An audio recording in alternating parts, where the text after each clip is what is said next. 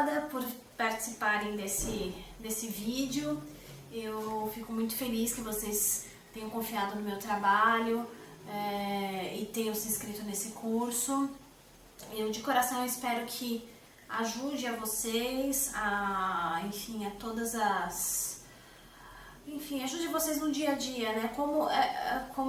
Enfim, muitos cursos que eu fiz por aí acabaram me ajudando.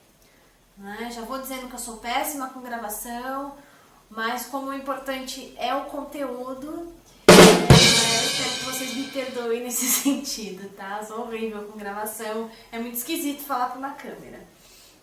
Bom, a gente vai começar falando sobre repertório, né? Bom, então vocês podem ir acompanhando, eu deixei um arquivo em PDF para vocês, que são os PDFs dos slides que eu fiz aqui, né, pelo computador. Então, o curso Repertório Pedagógico para Piano. E por que eu quis fazer esse curso, né? Eu resolvi fazer esse curso por uma dificuldade que eu tive a vida inteira. Eu precisei dar aula, eu comecei a dar aula com 16 anos, hoje eu tenho 34. Então, eu precisei ensinar, precisei que as pessoas gostassem, eu precisava ganhar dinheiro, eu não nasci em berço de ouro, então eu tinha que trabalhar. E tinha que manter os meus alunos. Então, desde muito cedo, eu fiz de tudo para manter esses alunos na aula. Né? Então, eu procurei repertório, eu procurava um monte de coisa, eu procurava jogos, eu tive muitos insucessos, eu estudei tudo que é metodologia, enfim. E no final, eu cheguei a uma conclusão óbvia, né? E que essa conclusão é: o repertório é o coração da aula de piano. Então, por isso que eu resolvi fazer esse curso, porque como essa questão do repertório é extremamente importante, é o que leva o aluno a ficar no piano ou não, eu diria que é o coração, pelo menos uns 60% é o repertório que o aluno faz, que é o que vai, né? E depois são os jogos, são como você dá esse repertório, enfim, tem as outras coisas, né? Então, por causa disso, eu resolvi fazer esse tipo de coisa. Então, bom, vamos lá, vou parar de falar, como eu disse, eu sou péssima com vídeos, ó. O curso chama Repertório Pedagógico para Piano, né? Então, eu coloquei aqui as utilidades do repertório didático para um aluno iniciante. Né? Por que a gente tem que ter um repertório didático, né? E o que é um repertório didático? O repertório didático é aquele que ensina, né? Porque tem repertório que não ensina. Bom, então o aluno tem que perceber a beleza da partitura, ele tem que perceber a ordem, ele tem que educar o seu ouvido. Então é muito importante que o aluno já desde o início perceba que as coisas têm uma certa ordem, né? E que dentro desse tempo, que as coisas têm um tempo, que essas coisas têm um espaço. É muito importante que o aluno já desde o início comece a entender o desenho melódico, enfim, esse tipo de coisa, né? Porque a partitura é um código, né? Então, quanto mais organizado esse código for, melhor. Quanto mais atrativo esse código for, melhor. Eu coloquei também pulsação e senso rítmico. Então, né, tudo isso no início é importante, tá? Deixa eu já mudar aqui. Bom, aí eu coloquei utilidades do repertório didático de aluno de nível iniciante 2. Então, o que um aluno, né, que é aquele iniciante que não está mais no zero, mas já está começando a tocar alguma coisa, já consegue fazer acorde, esse tipo de aluno, né? O que seria interessante ele saber? Primeiro, percepção da métrica, né? Esse aluno já tem que começar a sentir se está em 3, se está em 2, se está em 4. É importante, né? Noções de fraseado. Então, o crescendo, a dinâmica, perceber que as frases têm começo, meio e fim. E tudo isso a gente pode ensinar com o repertório já no início. A gente não precisa esperar o aluno tocar pra caramba pra gente começar a falar de fraseado. Na verdade, fraseado acho que até na primeira aula a gente já consegue. Mas de uma mais específico, acho que dá pra falar depois, né? Noções de toque, articulação, dinâmica, né? Percepção da forma musical e uso simples do pedal. É claro que eu coloquei isso, gente, de maneira bem resumida. Tudo isso é para chegar no que eu quero falar mais pra frente. É de um jeito bem resumido mesmo. Mas...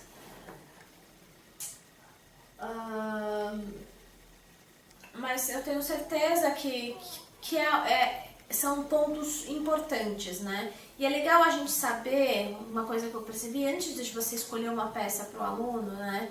Você tem que saber qual é o seu objetivo com aquele aluno. Porque muitas vezes a gente escolhe a peça, eu vou escolher essa peça porque ele gosta. É muito importante o aluno gostar, na verdade é a primeira coisa que a gente tem que considerar.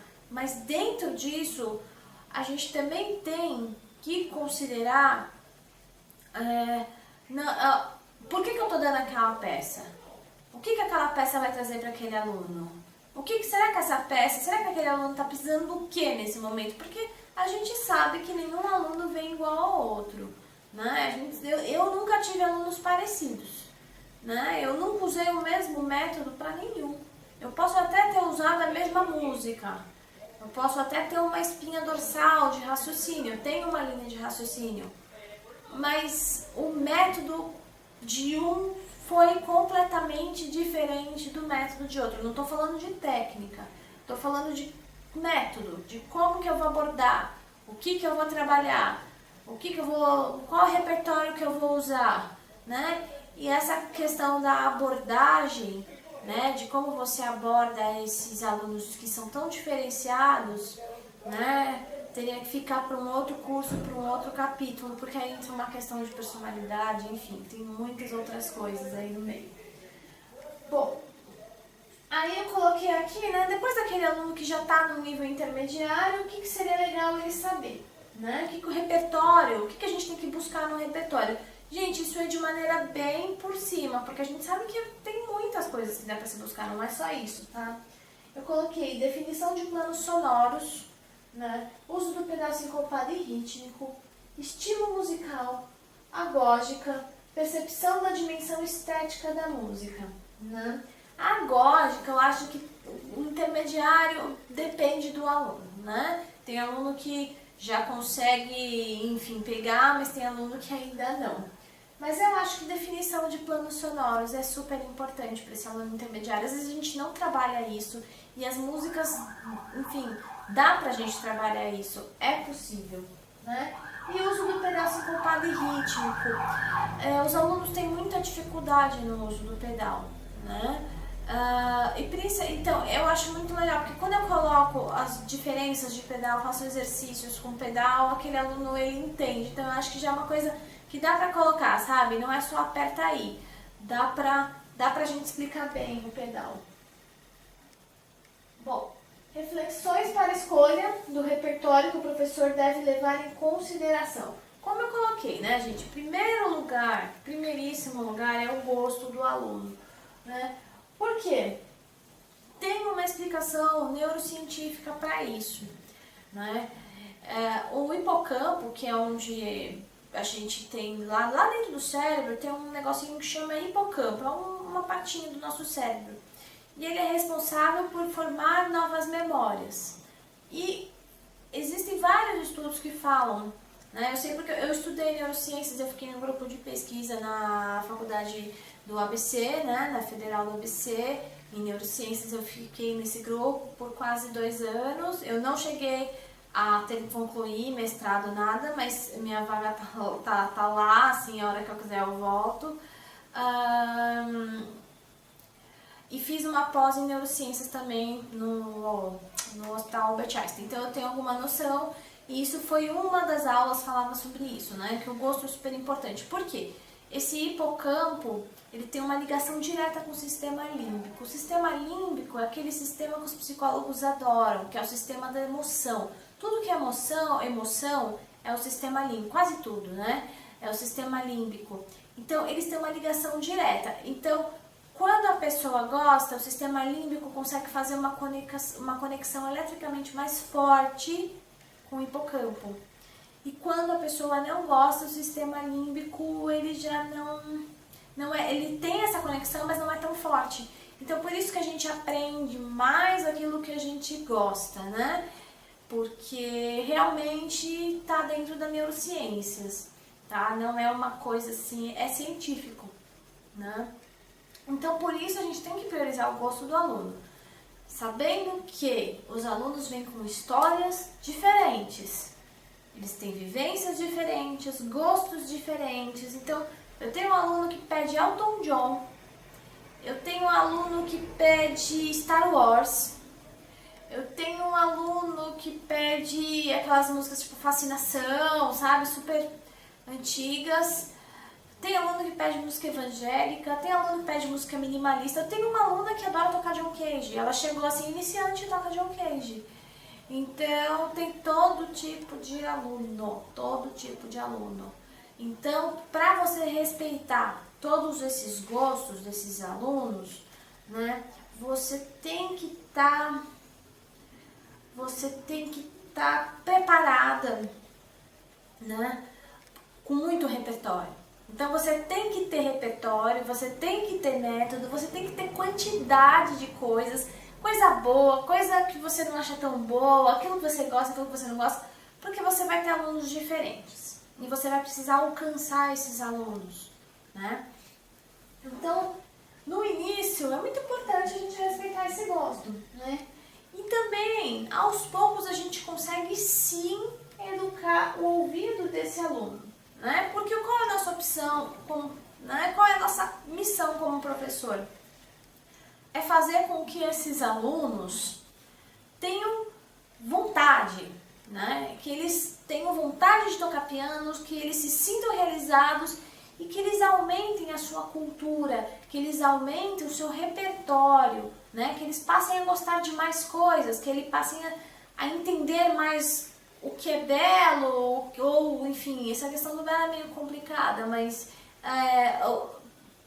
para que eles consigam compreender, ter mais, quanto mais educado o ouvido for, mais eles vão, acho que vocês estão entendendo o que eu estou falando, né? Mais eles vão compreender o repertório, né? E como a gente faz, né, isso, né? Aí que é o ponto. É aos poucos, gente, não dá para colocar bago. Por exemplo, se eu colocar um bago, ela baixa, entendeu? O ouvido dele não tá pronto. Para o ouvido ficar pronto é aos poucos. Você tem que começar com uma coisa que ele goste, levinha. Ah, você quer tocar Star Wars? Ai, que lindo, adoro. Já começa assim, adoro, vamos fazer Star Wars, tudo bem. Ele fala, uma vez um aluno chegou pra mim e falou, olha, eu quero tocar a música da propaganda da Nike de tal ano. Eu falei, meu Deus do céu, onde é que eu vou achar isso? Depois eu fui e achei. Fiz um arranjinho, tocamos, ele adorou. Trouxe uma outra coisinha, um pouquinho mais pro meu lado. Ele no começo ficou meio assim, aceitou tocar, porque eu tinha trazido a da Nike, então ele achou super legal, aceitou. No final ele aprendeu a tocar, começou a gostar. E no final de tudo isso, esse menino estava tocando Vila Lobos. Então, eu acho que existem peças pra gente fazer a ponte, né? E é por isso que eu quis dar esse curso, porque eu trouxe dentro dessas, eu vou oferecer algumas peças para vocês fazerem essa ponte, né? Entre a música de concerto, música erudita, e o que esses alunos vêm, trazem, e vou oferecer peças que são já para alunos que já estão com os ouvidos mais apurados, né? Agora, outra coisa importante para a gente avaliar, o tempo do aluno para o estudo, né? Por quê? Os alunos não têm tempo, a maioria não tem tempo, então não adianta nada você dar uma peça super trabalhosa para aquele aluno se ele vai estudar uma vez por semana. Então, a primeira coisa que eu pergunto é, quantos dias você pode se dedicar? Quantas horas você pode se dedicar? E a partir disso, eu monto um schedule para ele, né? Então, eu acho que às vezes a gente erra nisso. E nunca é bom, você tem que perceber seu aluno antes. Principalmente aluno novo, que fala que vai estudar, que não sei o quê, que nossa, eu vou estudar todo dia 2 horas. Chega lá, o meu adulto, não tem tempo, a vida anda, ele tem que ligar para Vivo para cancelar a assinatura da TV, passa a semana, aconteceu isso, aconteceu aquilo, e não estudam, né? Então, por quê? Se você não fizer uma coisa bem progressiva, bem tranquila, com pequenos desafios, esse aluno desanima. Esse aluno desanima. Então, assim, não adianta nada você dar uma peça super linda, super, sabe, cheia de coisa que ele não vai conseguir concluir. A não ser que seja um caso que esse aluno queira muito tocar essa peça. Tem aluno que quer muito. Tem aluno que realmente tem vontade, né, disso. Aí é diferente, como eu disse, você tem que analisar caso a caso, né? Eu tenho um aluno, quer dizer, ele não é meu aluno, ele quis fazer aula comigo que eu não tinha horário, né? Mas ele começou piano já com o noturno número 9 original de Chopin. Ele não quis passar por nenhuma etapa, ele falou, nem que eu demore 2 anos para conseguir 3 compassos, é isso que eu quero. Gente, não é normal. Não é normal, mas acontece. Então vocês têm que estar preparados para tudo, né? Objetivo do aluno. Aí entra esse cara, né? Outra coisa para o repertório, o objetivo. Gente, tem aluno que quer... Ah, o meu objetivo é tocar na igreja. Acabou. Você tem que respeitar. Então, o que eu digo? Aos poucos, né? Ah, tá, então a gente vai fazer todo um trabalho em cima de você tocar na igreja, mas a gente também vai aos pouquinhos, você vai colocando, coloca uma pecinha, coloca outra, faz ele ouvir tal coisa, olha, vamos a tal lugar, vai ter um concerto não sei onde, entendeu? É assim, né? Momento técnico do aluno. Então, às vezes a gente escolhe a peça só pelo gosto, mas a gente esquece do momento técnico desse aluno. Isso eu já errei desse jeito. Escolher uma peça muito difícil, né? Ou se não, uma coisa que parece uma besteira, mas eu já fiz essa besteira. Você vai escolher uma peça para todo aluno, você esqueceu aquele aluno não dá para ele fazer oitava. Tem muita gente que tem mão pequena. Eu tenho 2 alunas que é muito difícil elas fazerem oitavas. Eu dou muito exercício de abertura, relaxamento, muito. Agora elas estão fazendo, mas no início elas não pegavam oitava, né? A gente fica, nossa, como assim não consegue pegar uma oitava? Mas tem gente que não consegue, tem uma mão minúscula mesmo. Claro que dá pra gente abrir, né? Tudo é possível nesse mundo. Então, mas até você conseguir isso, será que vale a pena você expor o seu aluno dessa forma, sem preparar ele? Né? A gente tem que evitar sempre a frustração desse aluno, porque esses alunos podem se frustrar, os alunos de piano se frustram muito fácil. A gente pode ver com a gente mesmo, eu tive diversas crises, né? Então, tem que tomar muito cuidado se você não quiser perder o seu aluno, quiser com que ele toque, que tenha uma vida no piano feliz, tomar cuidado com a frustração. Então, uma das coisas, considera o momento técnico daquele aluno antes de dar uma obra, observa a mão daquele aluno para ver se ele vai conseguir dar conta daquilo, né? Aí você fala, mas eu posso usar aquilo como um desafio. Claro, é assim que a gente melhora no piano. Putz, ele não consegue fazer trilo, então eu vou dar uma peça de trilo para ele aprender a fazer trilo. Ok, mas não deixa com que essa peça de trilo seja a peça principal desse aluno, porque ele vai se frustrar, é óbvio, ele vai tentar, ele vai errar, não vai sair perfeito. Ou se não, dá um exercício que prepare esse trilo antes, né? Acho que seria bem interessante. Nossa, me deu um torcicolão aqui, gente. Que horror, credo. Nossa, vamos continuar, tá? Bom, falei do objetivo, momento técnico, né? E o que você vai querer desenvolver com aquele aluno é muito importante, como eu falei, tamanho de mão e tensão, né? Será que aquele aluno, se eu der essa peça, vai prejudicar o meu aluno? Porque tem pessoas que são tensas, muito tensas, né? E a gente sabe que às vezes tem uns acordes meio abertos, né? Muita abertura, umas coisas que criam atenção. Será que para aquele momento eu tenho que fazer isso, ou eu posso trabalhar peças que não sejam tão tensas, trabalhar por fora esses exercícios, né? Enfim, cada um com a sua escola pianística, com a sua técnica, e são coisas que eu avalio antes. E como que eu cheguei nessa avaliação? Eu errei, gente. Eu vou falar a verdade. Eu errei bastante, tá? Então hoje eu meio que criei um sistema. Bem assim, eu passo por tudo isso antes de escolher uma peça para um aluno. Jamais escolha a olho. Jamais. Já fiz muito isso, não faço mais. Principalmente quando assim, você fala, nossa, a gente precisa tocar uma coisa nova. Você vê o aluno tá terminando uma peça, concluiu a outra, você já tem que pôr outra. Aí você fica com aquela ansiedade, você fala, putz, vamos fazer tal coisa, gente, não faz isso. Para, eu faço, me dá eu peço 2 semanas. Falo, me dá 2 semanas e a gente vai pensar no que a gente vai fazer.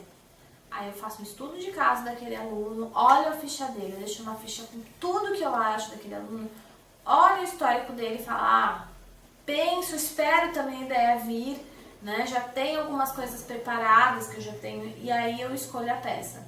Porque senão a gente cai no erro de escolher peça errada. E a coisa horrível, claro, pode acontecer, mas assim, é horrível você dar uma peça e aquela peça não vingar, ele não conseguir terminar. É uma frustração gigante pro aluno. Porque aí a gente pensa, poxa, mas pra mim não é, é normal, às vezes eu não quero fazer aquela peça, gente, a gente é pianista, é diferente. Eles não são pianistas, né? Ou são aspirantes, né? Então, eles não sabem muito lidar com isso, então a gente tem que tomar muito cuidado. Outra coisa, linha de crescimento progressivo, né? Então, será que esse aluno, é como eu falei da progressão, vai crescer com isso que eu vou dar? Né? Será que eu vou trazer alguma coisa? Porque quantas vezes a gente também fica naquela mesma coisa com aquele aluno, ele consegue esse nível, então você dá diversas peças e também não se arrisca, né? Então tem que ter um equilíbrio aí. Bom, planejamento semestral é importante, né? Por que é importante? Gente, eu faço, inclusive eu entrego para os pais dos alunos um planejamento semestral, né? Mas eu acho que mais importante do que entregar para os pais dos alunos é para você. Se você não fizer, coloca ali numa planilhinha, um papel, bem tranquilo. Você vai se perder com esse aluno. Aí você fala, mas eu tenho 1000 anos de experiências, dá certo.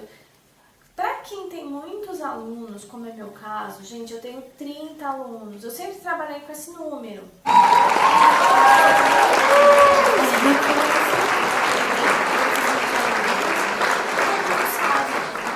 Que eu fico sempre com mínimo de 25 alunos, de 25 a 35 e por aí vai. Essa é a minha média. Então, quem tem muito aluno, quem trabalha com mais de 20, tem que fazer planejamento de repertório e de técnica e de outras coisas. Porque senão você vai se perder. Você vai chegar na aula, você não vai nem lembrar. E uma aula que o professor chega e nem sabe, nem lembra. O que você tá fazendo, meu filho? Eu não sei. Nossa, aí você acha que ele tá fazendo Star Wars, não tá fazendo Star Wars, tá tocando, sei lá, Vila Lobos.